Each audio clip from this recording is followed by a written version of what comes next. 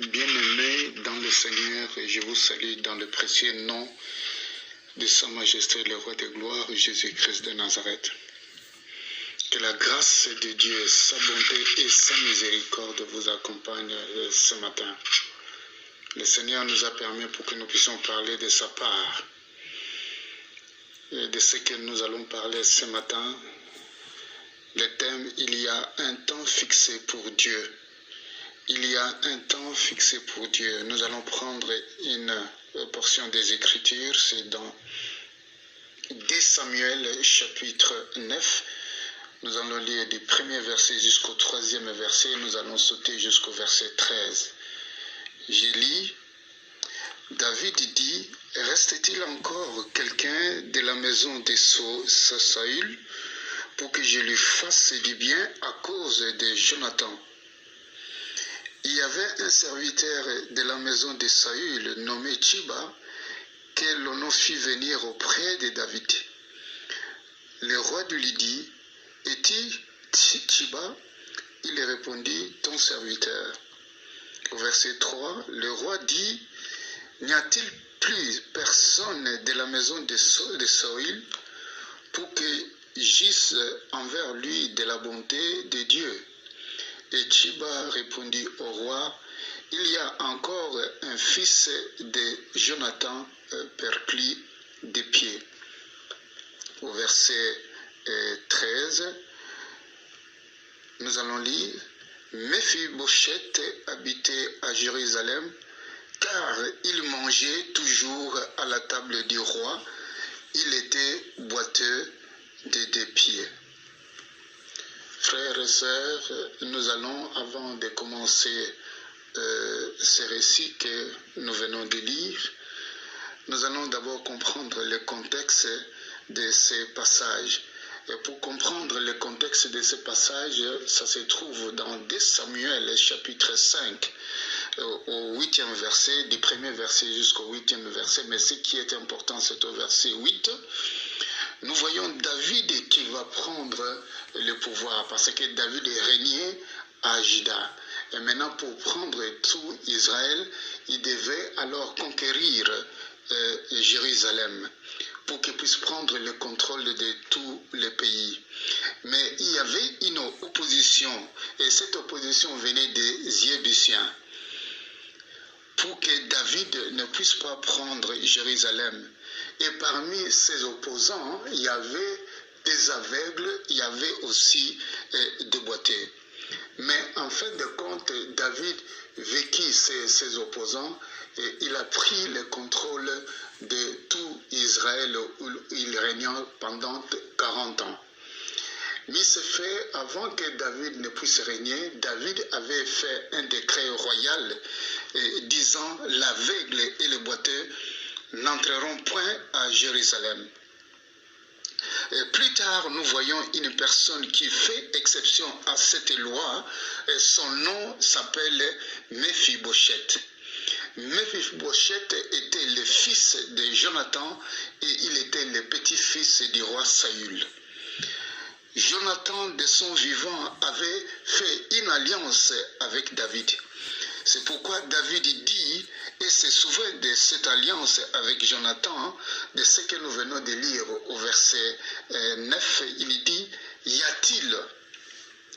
a-t-il quelqu'un dans la maison de Saül pour que je puisse lui faire du bien à cause de Jonathan, c'est-à-dire à cause de l'alliance qu'il avait conclue avec Jonathan.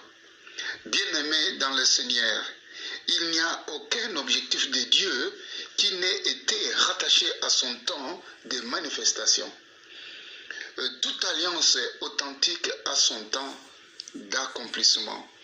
Nous voyons Méphibosheth était paralysé des 2 jambes alors qu'il n'avait que 5 ans.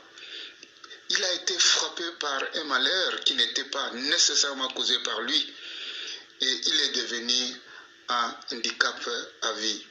Comment est-ce qu'il est devenu handicap à vie?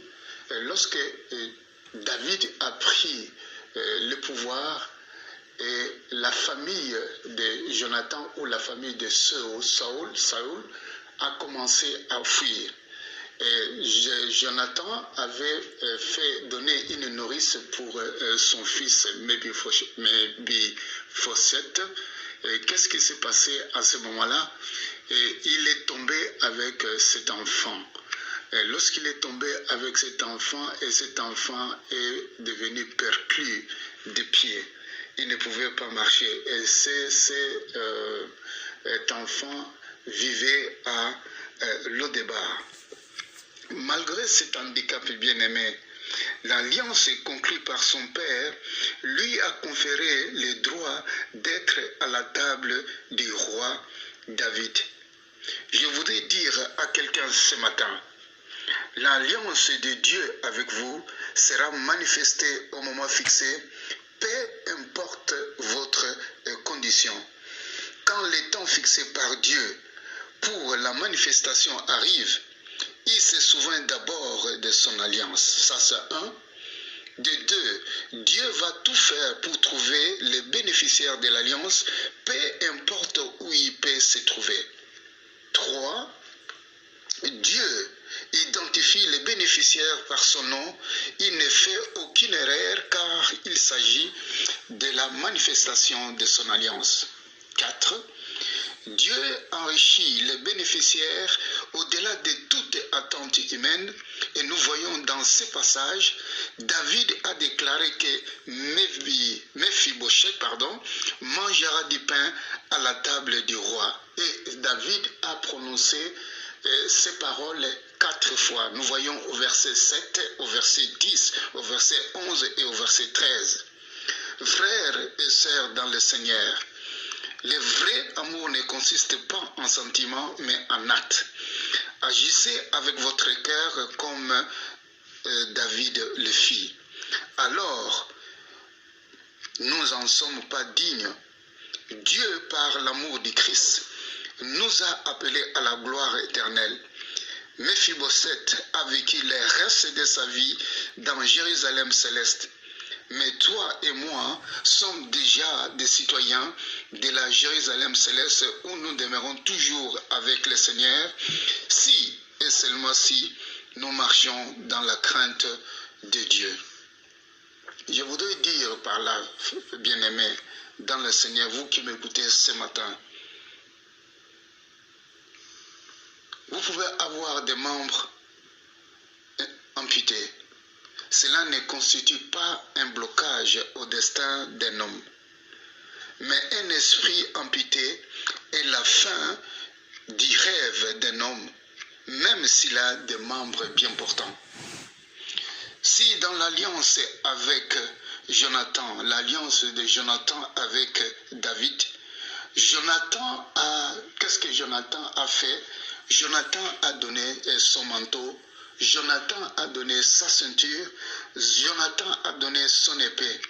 Mais Christ, le roi des rois, le Seigneur des seigneurs, qui est notre Jonathan, a donné sa vie à la croix pour que toi et moi, nous puissions avoir accès à la table du roi. Quel privilège que le Seigneur nous a donné. Le privilège d'être un enfant de Dieu. Le privilège d'entrer dans cette nouvelle alliance faite avec de nouvelles promesses. Voilà pourquoi ce matin, je voudrais t'encourager. Quel que soit l'handicap et par le fait que vous êtes enfant de Dieu, vous avez accès à la table du roi. Vous avez accès aux privilèges et votre destinée est dans des mains sûres. C'est Jésus-Christ de Nazareth qui vous tient entre ses mains et qui vous conduira. C'est de la même manière qui Mephibosheth qui a quitté Lo-Debar, ou cet village ou cette ville inconnue, mais maintenant il était connu parce qu'il mangeait à la table du roi.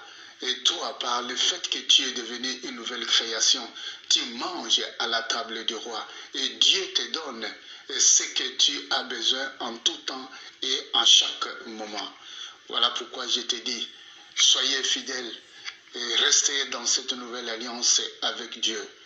Nous allons prier. Père Céleste, merci pour la nouvelle alliance. Merci pour l'œuvre de la croix. Merci, nous qui étions en dehors, nous qui n'avons pas un droit de cité pour Israël. Et tu nous as permis, Seigneur, pour que nous puissions avoir ces droits, pour que nous puissions entrer, Seigneur, et manger, Seigneur, notre Dieu, avec toi sur la table. Voilà pourquoi je te dis merci. Merci, l'Éternel des armées, toi qui es notre Jonathan, à cause de l'alliance que tu as accomplie et que ton sang a coulé, l'Éternel des armées, tu es devenu notre Rédempteur. Par la puissance de la rédemption, et tu as ouvert les portes pour que nous puissions entrer, Seigneur, dans ton palais. Nous te glorifions, nous t'adorons, nous te bénissons, dans le nom puissant de Jésus-Christ de Nazareth. Soyez bénis dans son temps.